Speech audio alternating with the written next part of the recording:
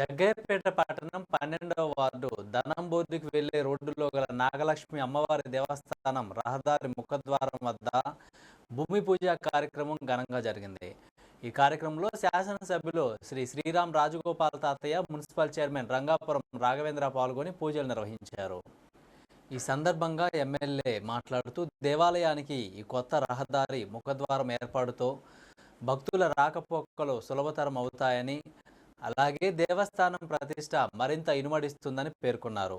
ఈ కార్యక్రమంలో 12వ ward councillor వేదులాపురి Alekhya, ఆలయ అర్చకులు సాంబయ్య మరియు నాగలక్ష్మి అమ్మవారి దేవస్థానం కమిటీ సభ్యులు, భక్తులు తదితరులు పాల్గొన్నారు.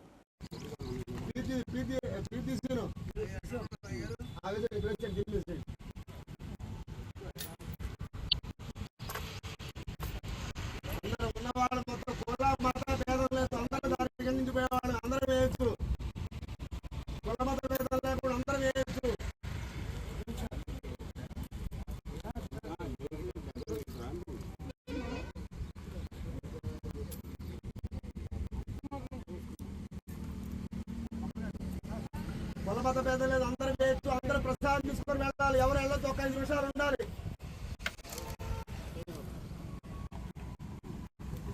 నువ్వు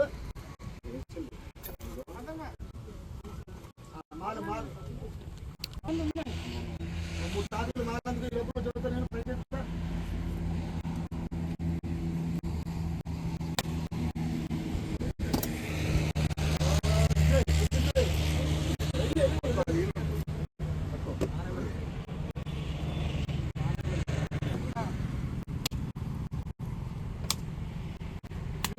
నాగలక్ష్మి మాతాకు